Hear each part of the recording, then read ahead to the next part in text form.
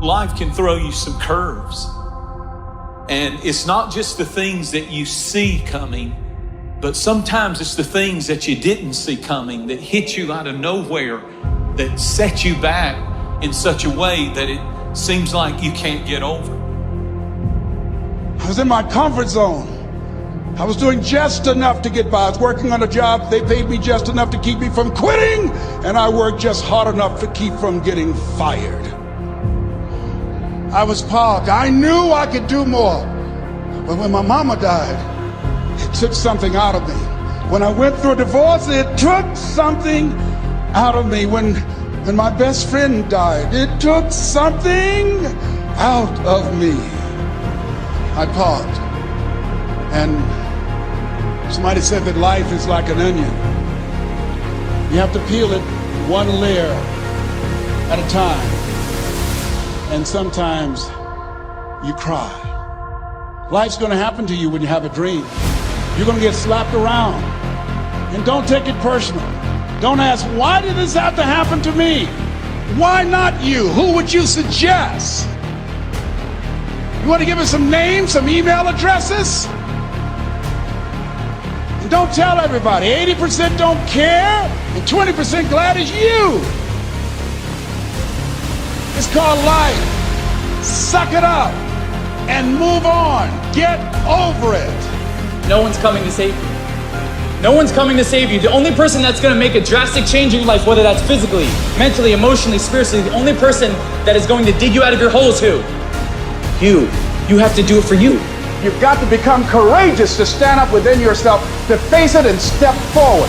Continue to do those things that you know that work for you after you have evaluated yourself from the situation.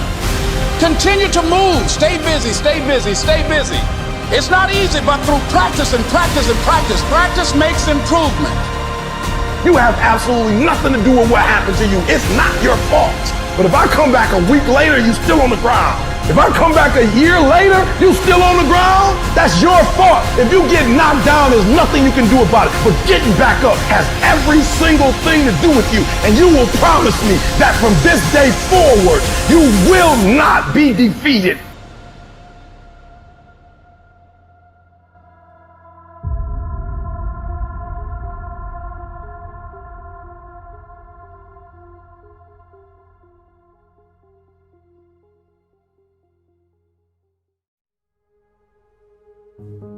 All of the people that I know who have become successful in any way use a structured means to organize their time. They have lists of things to do, like they have every day, there's a list of things to do that day.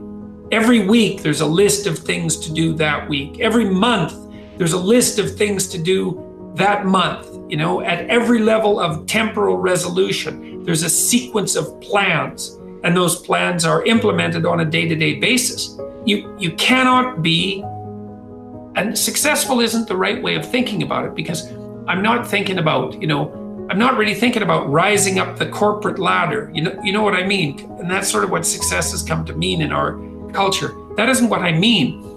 You can't have a life that you're going to find acceptable without that, because you need the vision and the plans to give you purpose and direction. That's where all your positive emotion comes from. All your motivation is laying out plans that are worth attaining and then observing yourself moving towards them. That's the source of most positive meaning. And then also, without that structure, you're so lost that you're going to be anxious and overwhelmed. It's really like being in a foreign country, like isolated and alone with no map.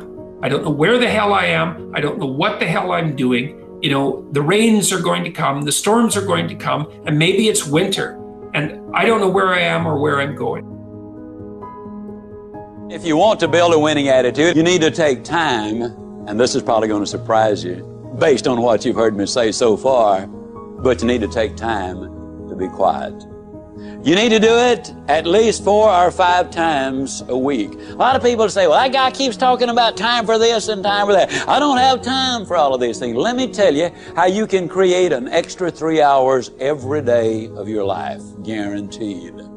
over 70% of all of the time spent watching television, you're watching things you have no interest in watching. Let me encourage you to do this. Take a slow, lazy, drifting, absolutely meaningless walk. Just almost go to sleep on the walk. Not an exercise walk, you need to do those too, but a very quiet walk. Pick out a place in your home where you can be absolutely quiet on occasion. If you have to get up 30 minutes earlier, that's wonderful. I don't know why, but I seem to wake up earlier in the winter months than I do in the summer months. And when I get up, it's pitch dark. I have a nice little office. I go in there and I turn on the gas log. And I sit there. And every time I do that, without exception, I have the most exciting day of my life. I simply run through my mind the things I'm going to be doing. As you plan the day, as you think of all of the things we've got to be excited about, it really does renew your energy and it gets you excited about the day. Now let me tell you something. This is going to be one of the toughest things you'll ever do. When you sit down saying, well, I'm going to sit perfectly quiet for 20 or even 30 minutes, you will think of 2,868 reasons or things that you've got to do. You try to decide, do I raise the window or lower it? Do I turn the heat up or down? Do I cut the air conditioner off or do I turn it more full blast? Do I really need to go to the bathroom? Am I going to get me a cup of coffee? What is that noise against the outside? Maybe I better check up on that. Resist the temptation. Spend a few minutes in quiet, reflective thought. It does make a difference. Take time to be quiet. We actually have a biological instinct for meaning that orients us in the world.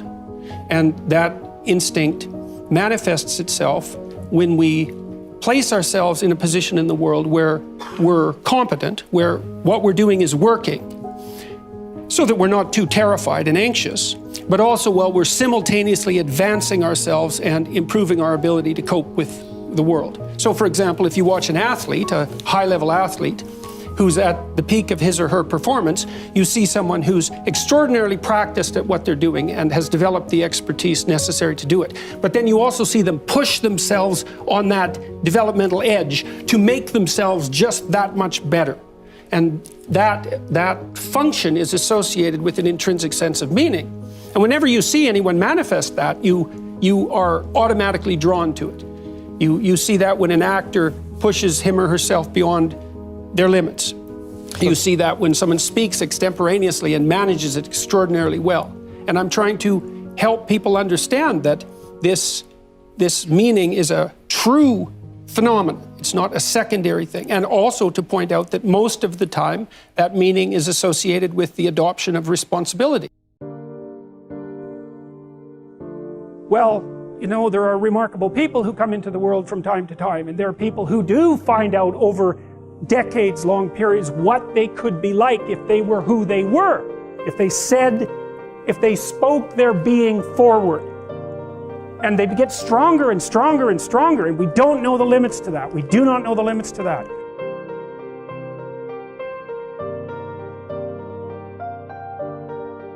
I think one of my greatest inspirations or things that I would feed off of basically was just obviously people not believing in the cloud of doubt that kind of I felt hung over my head and wanted to just prove everybody wrong. You know what I mean? I wanted to make it, and I was gonna make it regardless of what anybody said.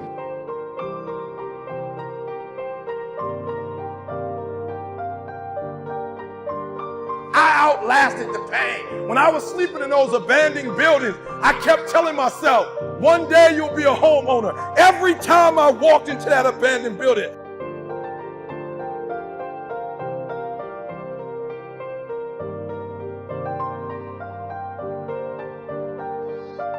my greatest moments are probably the moments where I hit rock bottom, where everything was against the wall, where I failed, and I had to find intestinal fortitude with no one around and pick my ass up and reface what knocked me down, this time beating it.